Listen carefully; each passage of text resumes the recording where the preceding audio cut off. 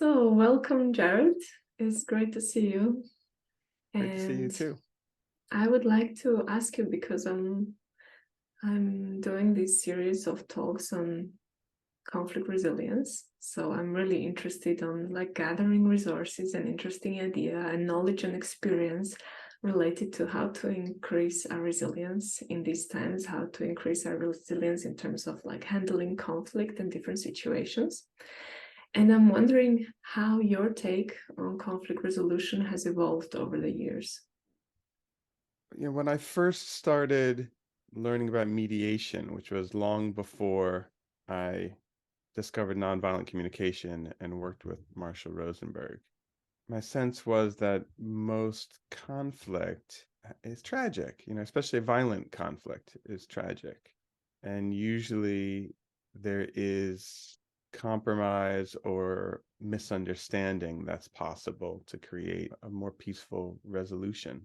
So I think that was the seed, like the first idea when I begin to see myself as someone who could help people connect, help people understand each other differently, to resolve the misunderstanding, and then hopefully human ingenuity and creativity and heart would lead to creativity and new possibilities that would be more life-serving, as we say, to both parties or multiple parties.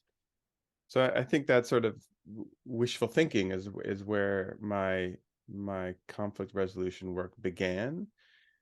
And if it's evolved at all, I think I've just become more, humble and tender, and at times frustrated at how much suffering there is, and how hurt people are, and how deep that hurt is, and how much empathy and how much bringing people back to life, as we say in NVC, is necessary to sometimes bring someone back to a state where they're really able to see the misunderstanding, able to see the tragedy of the conflict that they're in, able to see the possibility of solutions that they weren't able to see before.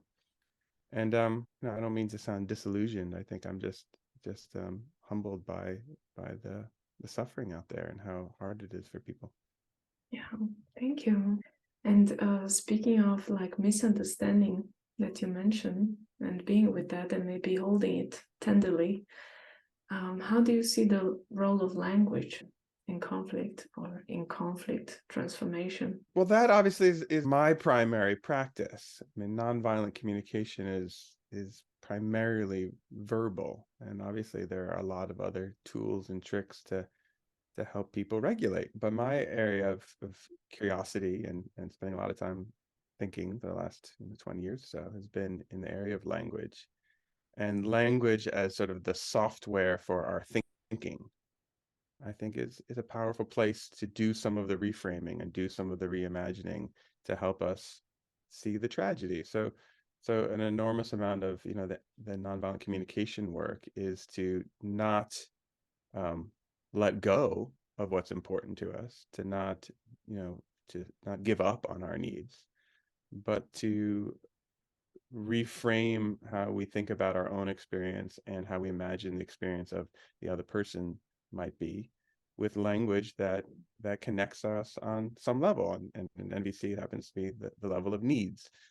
So I think language is incredibly important and incredibly powerful tool for creating more connection and for helping people see themselves in one another. And it also can be powerfully destructive. Language can really divide people. Language can make people very defensive and very frightened. And it can also lock our thinking into ideas of people being something that they're not.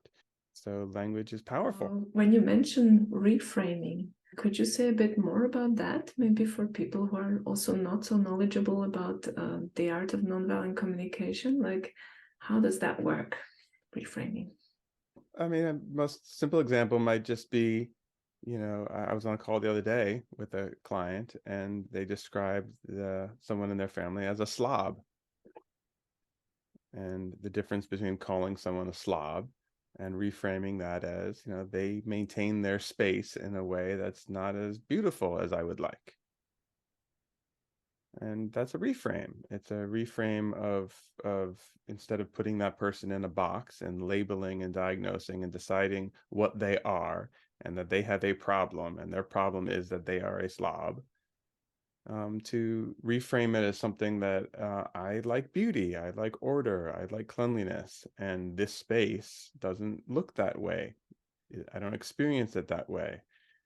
And just that initial reframe takes some self-responsibility and some invites agency again. Like now, in order for me to get the room to be the way I would like it to be, if I think you're a slob, then I have to change you. Like the problem is you, and it's your, you being a slob needs to be different for me to get my needs met. Whereas if I can imagine I like order and I like beauty, and I am working with a human being who sees their space different than I see space, now I can pursue a kind of connection with them that we meet our needs for beauty and order, even though they might look differently. And that begins with a reframe. It begins with me being able to separate my interpretation of who and what that person is, and instead really own what's important to me and what I want to spend my energy working towards. Yeah, sounds also more informative to me. Like I'm providing more information about myself and what's important. And I so mean, in the I yeah, think if I could just riff on that for a second, providing more information in the pursuit of connection. I mean, I think that's sort of the core of the language base and the intention of what we practice in nonviolent communication is prioritizing the relationship, prioritizing the connection with that person who I think is a slob. Like, how do I inform them of who I am and accept them the way they are and work together? Like that's the shift by putting the emphasis on connection. And I have a lot of faith that when we prioritize connection, the tragedies and misunderstandings that we were talking about earlier that often lead to conflict, um, find surprising solutions. Like we find alternatives to killing one another. yeah. And I'm also curious what you find as supportive to maintain a state of being that supports this, that supports like this focus on a connection or our ability or our availability for connection. The easy answer, and I'm just struggling with this myself these days. Like that's my truth. That's my honesty. Is I feel low resourced, as we sometimes say. But empathy. I mean, receiving empathy, like receiving presence, fills me up. Being in the presence of someone who offers for me the kind of presence that I would like to be able to offer for others. This non-judgmental, curious, willing to really see what needs another person is attempting to satisfy. Being in that state, I would call being resourced, being full. And I think I need empathy to be able to offer empathy. Like when I receive that kind of presence, it reminds me of my own humanity, of my strengths and weaknesses, of my acceptance of myself the way that I am, of the beauty of the intention that I'm trying to bring to offering my presence to another human being. That fills me up. When I'm filled up, I have more resources to offer that kind of quality of presence to other people. Yeah, so it sounds to me like you're part of like taking care of yourself and your resources is building connections where that is possible, where receiving empathy, being seen with curiosity and openness is possible. I'm also wondering when we are in the role of supporting other people, maybe not just one, but people who are in conflict, different parties, what would you say is important in the position of a mediator or informal mediator? What are some of the qualities that are helpful? It shouldn't come as a surprise. It's the same quality. I experience my best moments as a facilitator of connection between two people, which is what I would call a mediation, is to be able to offer that quality of listening and curiosity to both people simultaneously. It's empathy for 2 people, it's empathy for 30 people, it's empathy for a country. It's how do I, show up and say, look, there's a difference between the behaviors these people in conflict are displaying and the needs, the human needs they're attempting to satisfy. And the goal for me as a mediator is to help each party involved hear those needs. And it's like if I was talking to 2 people, it's not making person B hear person A's needs. Often person A needs to hear their own needs to meet their needs in the sense of like shaking their needs hands, like understanding that the actions that they've been displaying are an effort to satisfy something beautiful, like a life-serving, beautiful quality. And so the idea, I always think of it as like a basket of needs. Like I want to be a facilitator that helps people in conflict see the basket of needs that their conflict are attempting to satisfy, like the full breadth of these beautiful life qualities that people are trying to satisfy. And that involves empathizing with everyone and not taking sides and not agreeing with one person or the other and not getting outraged. I mean, those things might happen internally, but the kind of work of being a resource mediator for me is to compartmentalize whatever experiences I'm having and try to continue to show up with curiosity and wonder about these needs and just enough direction, just enough sort of persistence, just enough, advocacy for the parties involved to hear the needs. Like we call that pulling people by the ear sometimes, like helping people get a little out of their story and into this new story of the possibility of meeting needs. So I hear that you also use your own awareness, like when something is going on inside you or when you might be having some reaction to what you're witnessing, you're able to somehow hold that while still being available to the process and to the parties. Yeah, I wrote a book with my colleague Kathleen McFerrin called Choice. And I think that is ultimately what this work and this journey in life is about, is like knowing oneself, like learning about yourself. And many of us have, values we've received from growing up, like values we've indoctrinated in by our cultures.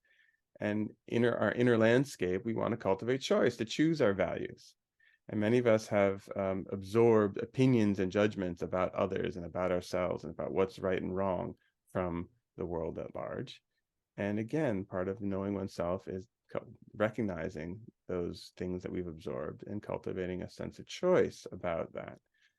And then, lastly, many of us have reactions. We become reactive, and it's hard to cultivate choice. That's the hardest space to sort of take a deep breath and get centered and have more choice. But to the degree that we're able, the more we're in touch with our values and the more we're in touch with our judgments, the more we, cultivate more choice over even how we respond and react. And so I think that in the mediation role, it's a powerful thing to cultivate that meta self-cognition of noticing what's happening inside of us to the best that we can and not giving up on it, but understanding the context we're in, that it's not helping these 2 people hear each other if I need to be heard right now. So I'm going to get those needs for being heard satisfied elsewhere. I'm going to choose a different time to try to get that for myself in the service of my other purpose, which is to be here at this time with the 2 people or 4 people or 20 people that I'm trying to offer my presence to. Yeah, sounds like self-care to me. And as you speak, like more questions come up. I find it really nice to connect also as I imagine the work myself from my own experience. And I'm curious, like, because you emphasize choice, and there are these moments when we might get quite triggered, and then there is really like a matter of choice and being able to navigate like sometimes very strong charge or response into something that I want. What helps you being in that space of choice, or what helps you in those moments that are so important? For example, when you're very triggered by something. I often think it's the preparation that helps the most, the empathy beforehand, the self-centering beforehand. Frequently for me personally, like once I'm triggered, so to speak, it's hard to not be triggered. It's hard to come out of it. The state of being triggered for me is having sort of crossed the threshold, crossed the Rubicon, and now I have less access to choice. And it isn't until I remember again and recognize that, oh yeah, I'm really activated, that then the tools of taking a deep breath, offering myself empathy, inviting support from someone, recognizing I want to be heard, recognizing that that the quality of resourcefulness that I enjoy embodying when offering this presence was and is momentarily absent to me, and now I'm recovering it. So I think kindness for myself in that moment is very critical. Like, oh, I just had a human moment. I'm embarrassed, I'm disappointed in myself, and mourning, that I didn't have the resources that I wanted a few moments earlier. I think that's a way of coming back to life, coming back to resourcefulness. I think on some level, just real kindness for, our own ability to sometimes be impacted by what happens in life, and having strong feelings and getting attached to strategies, and a willingness to mourn, if we have shown up in ways that we don't value, and try again. Yeah. Much easier said than done. I mean, there's a lot of painful feelings that come up when we want to be masterful at something, and we want to really be resourced, and then some old wound gets plucked in the during the time where we're trying to serve other people, to find ourselves get discombobulated that way, can be very painful. So that self-acceptance is really hard to do. Yes, so it's like, being tender to ourselves, being kind to ourselves. When we're less than perfect. Yes, I think I can relate to that. And it sounds like self-care for you is kind of a continuous practice of maintaining a state of being resourced. And I'm also wondering, sometimes it's inspiring to collect those moments when we were able to do that. And I'm wondering if you recall any such moments of like victories, whether big or small, where you were able to navigate such a situation, although it was quite challenging. They're all big, and they happen all the time. I think that's sort of the one of the sadnesses I have, that I work with a lot of students who want to integrate nonviolent communication, and it's just very beautiful, the ambition that I hear expressed, which is somehow to be perfect all the time. And the truth is, I've been doing this for 20 years, and I still have moments where I get reactive, or I get triggered, or I get upset, and something comes out of my mouth before I can stop it.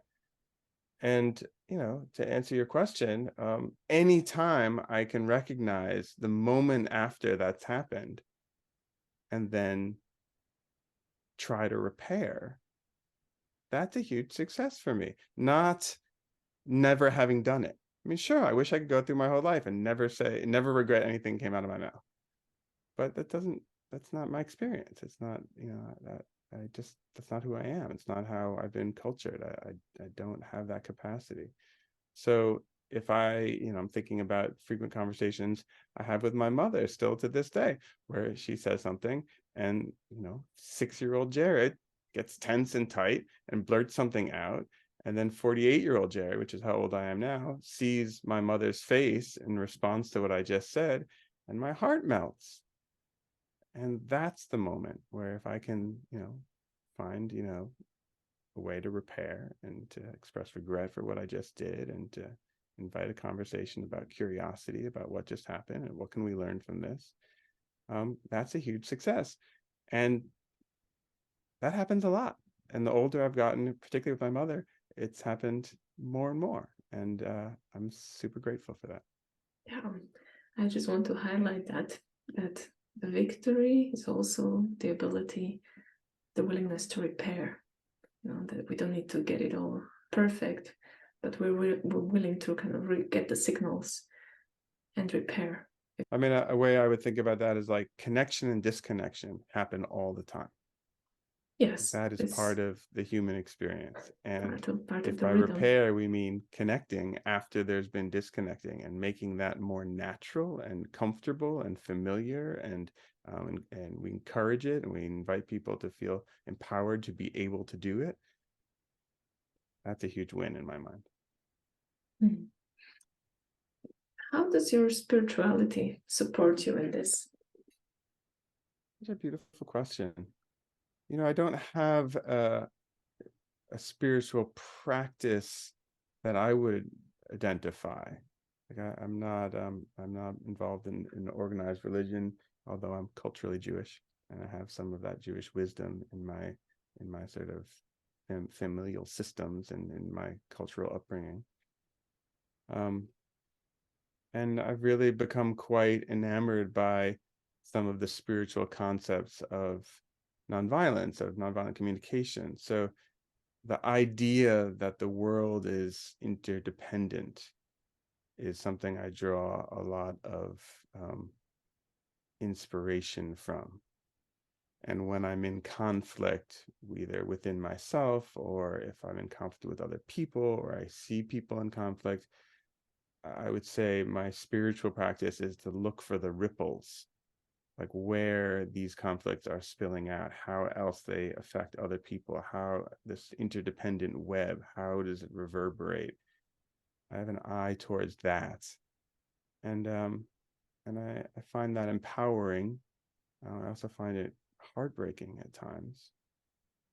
So I think these are ways that my spiritual practice shows up, but I don't know how much it resources me as so much as it sort of informs my worldview. I'm also interested in like innovation and creativity, and I'm wondering what are some of the most creative, out of the box, unexpected interventions that you have experienced in some tense situations or situations of conflict, either you witnessing them or you intervening? I think it's both. Nothing comes to mind right now about sort of my own work. I think scary honesty, what we call scary honesty in nonviolent communication, is powerful. Like to allow yourself to really share your truth is a powerful intervention, even as a mediator or within a conflict. To just rip the band-aid off, so to speak, and offer your wound to someone, and as best you can in a way that doesn't invite defensiveness, but that really expresses the pain you're in.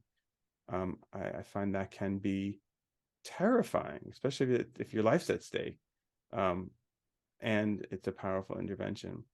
But more culturally, I think opportunities for people who normally don't connect to be put in spaces together and have chances to hear and talk to one another and get to know one another.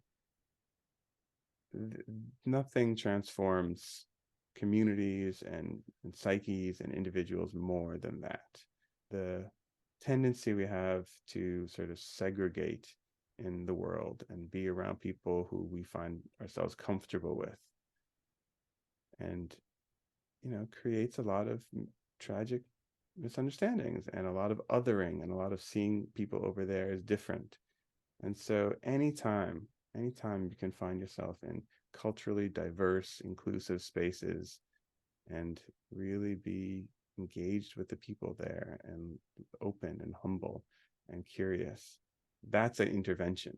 Like that is something that can change a human for the rest of their lives, and change a community for the rest of that community's lives. So is it also in the way that kind of space is held? It's like that you can offer that kind of space, and the way you are able to hold that. Yeah. It can be. And obviously people can hold spaces that continue to maintain a certain kind of segregation and invisibility of some of its members. I mean, I think that's the blind spot, you know, we talk about when you come from a cultural dominant group, that you might then continue to create spaces that propagate the same sort of divisions that are experiencing in the world. And so, yeah, I really love what you said. I think like the more those of us who invite groups to come together and assume leadership, the more we can learn about how to make those spaces ones where real exchange and inclusivity happens, the more transformational it is for both ourselves and for the people involved. Yeah, I mean, I can recall some moments when I would be holding some judgments about somebody, and once I get to actually see them in person, get the cues from the face, from the tone of voice, it's quite hard for me then to maintain the judgment suddenly when there is an encounter. So that's why I find it actually important to also to create such spaces where these encounters can happen. And I also find it quite important that the space is held with care and awareness. Yeah, and I think tremendous humility. Like tremendous humility is I think, you know, without sometimes humility feels like giving up on your needs. I don't recommend that, but a lot of humility about how other people experience life and how they're different than us, and curiosity and engagement there. I think that's really important in a leader. Yeah, it's like letting yourself maybe be surprised also. Yeah, there is. In terms of achieving peace and transforming conflict, who or what are you most inspired by? A lot. I'm immersed, you know, as you are too, in a network of people who are passionate about creating peace. I mean, that's one of the things about being a nonviolent communication trainer is we're an international cohort of people from all over the world attempting to teach peace. And as a result of sort of being in that network, I meet a lot of people who focus in different areas, and so I've really become quite comfortable with this idea that we do the work where we're called to do the work, and every contribution matters. And for me, where I've always felt really drawn is in how we raise children. Like what are the conditions and environments where young people develop, and how do we create environments for young people that invite them to feel more comfortable doing what we were talking about before, you know, recognizing their own humanness, the humanness of others, that conflict and connection go hand, and connection and disconnection go hand in hand, and that when there's disconnect, they have the skills to create connection again. And so I'm drawn to working with teachers and parents to help them think about how we offer those skills to children. And so to that end, the person I've received the most inspiration from for the longest time has always been Fred Rogers, who's an American television personality who designed a children's show and who passed away, but whose work is sort of still indelible in at least American culture. And the way he designed a television show to be suitable for children to watch, and just how different this television show is in rhythms and pace and timing than anything else you'd see on television, is extraordinary as a body of work to really demonstrate, like, yeah, a different language, a different tone, a different environment is necessary if we really want children to grow up learning how to have feelings and make choices that are thoughtful and self-controlled, even in the face of the feelings that they have. And then just his work with children, like watching him interact with children, is a masterclass in my opinion for someone to show up with nonviolent communication, who, as far as I know, never studied with Marshall Rosenberg, never studied what we're studying, but arrived at the same understanding of what empathy looks and sounds like when trying to be in the presence of children. So he's someone whose work I really admire. Yeah, thank you for that inspiration, because I haven't known him before. And for me also, like when I'm watching, for example, some cartoons with my young daughter, I'm also thinking, okay, there's so much potential that could be used, and it's not. So sometimes there's a morning, sometimes I see some like, okay, somebody actually trying a bit to make it empowering, for example, but I see like we still have a way to go there. And I yeah. hope I get the story right. I can't remember if it was 1 or 5, but one of the episodes of Fred Rogers' show, he was trying to show what a minute feels like. Like what do we mean by a minute of time? And so on television, he just stopped everything for 1 minute, and for 1 minute, nothing happened. He just stood there to hold a minute. And it isn't until you watch a little scene like this that you realize how unfathomable that is in the medium of film or television, like where you're trying to keep someone's attention the whole time. This is just a lesson in how do we understand what a minute is. And it's so powerful. It's not easy to watch. It's not comfortable. It's not it's not that sweet, delicious, sugar-coated, constant entertainment that many of us go to television to experience.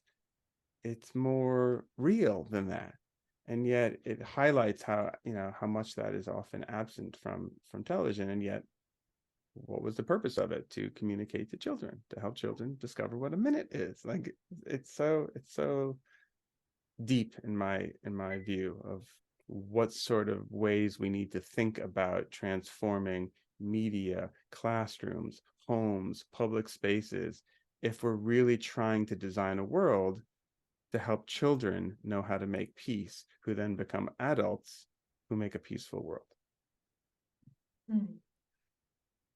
Yeah, thank you.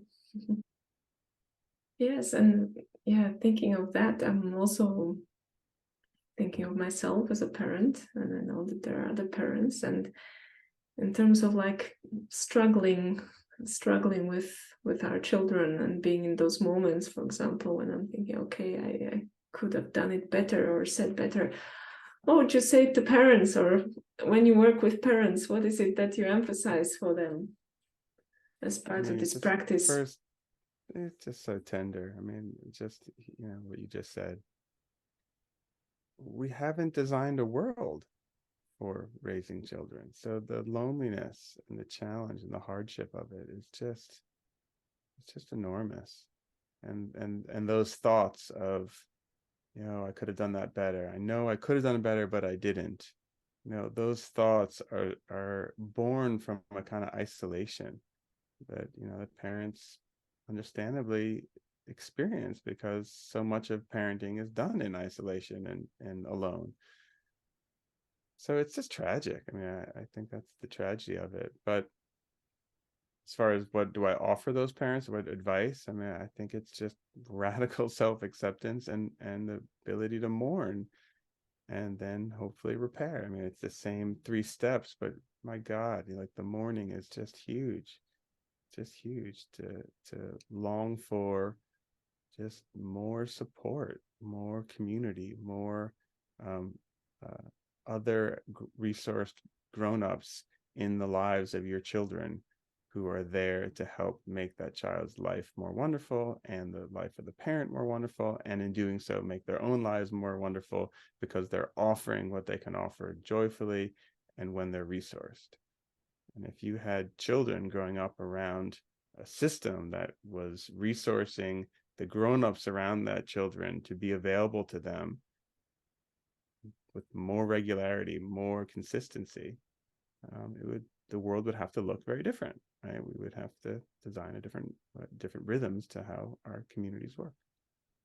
Yeah, I also could emphasize really the importance of resourcing and what a change it makes. I just want to say, like, one of the things that I get nervous about is in our world of sort of self-help and nonviolence, and there is such an unspoken expectation that each individual resource themselves to be the nonviolent leader, to be the great compassionate parent, to be a good mom, a good dad, a good this, a good that.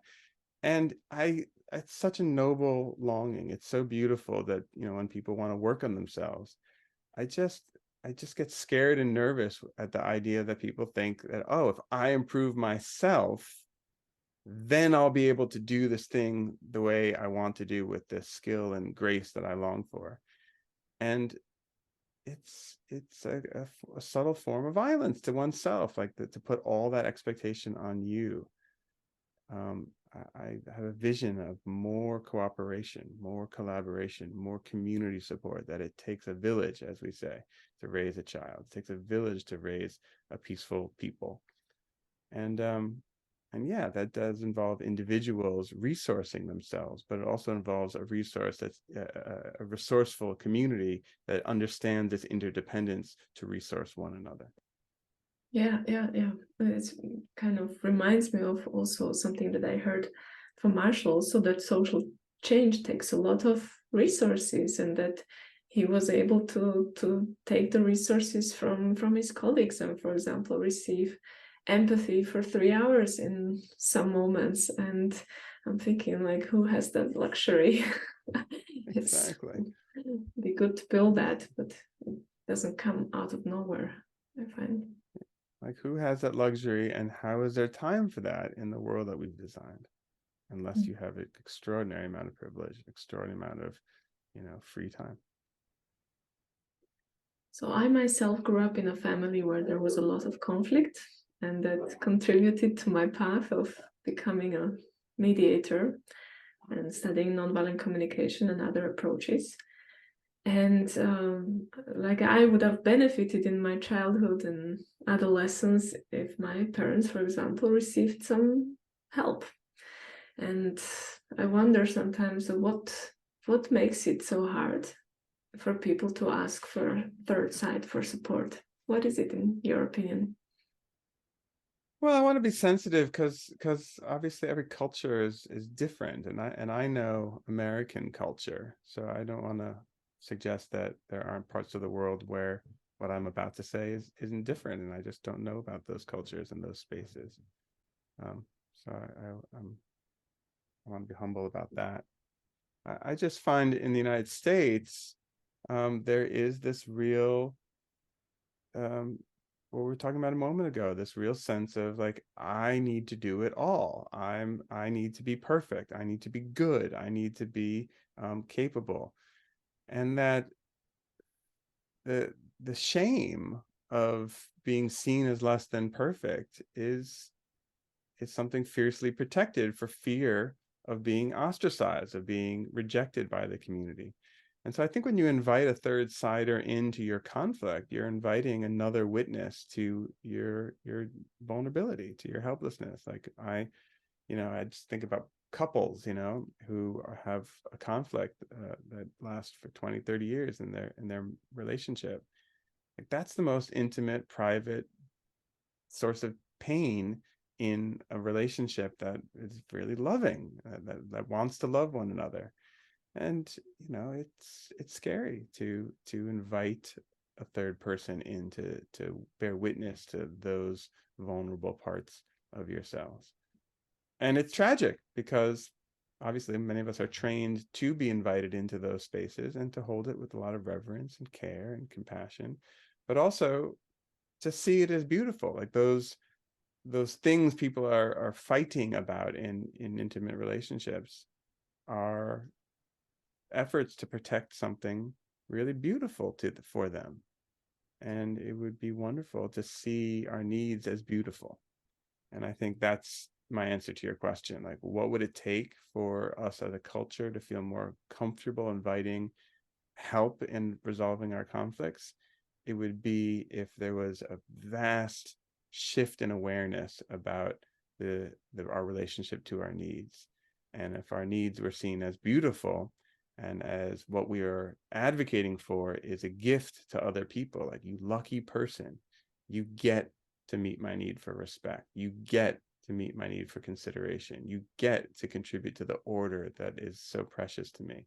Like, if we were to think of what we're inviting people to do as something beautiful, and then really be open to engagement and curiosity about what stops them from being able to say yes to that, what needs of theirs are important, well, then we'd see very quickly that having a third person or a fourth person or a fifth person with different perspectives to help in that effort would be welcome. Yes, yes, yes, yes. So, and what's exciting for you at the moment? Where is the leading edge of your work? Oh, Ivana, it's been a challenging time for me the last couple of years. I mean, I'm confident I'm not alone in that, especially with the pandemic, but it's been a challenging time to find hope in the possibilities of peace and the possibilities of connection and the possibilities of people taking care of one another.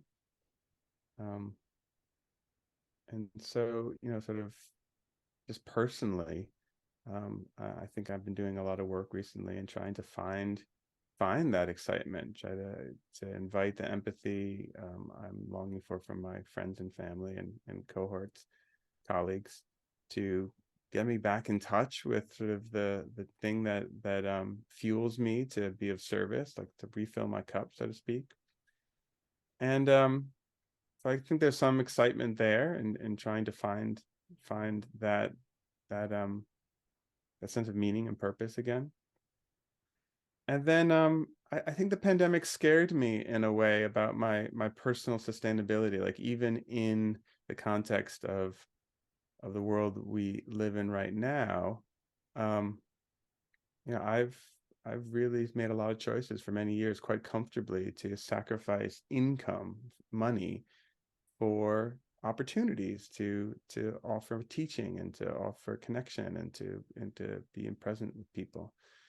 And the pandemic has really scared me about sort of have I created enough of a nest egg for myself, either in the form of a community or in the form of income, to really support myself to continue to work. So I notice there's a lot of passion for me these days in asking myself about my values and what way contributing to my own personal sustainability and financial sustainability is necessary for me to continue to be available to others.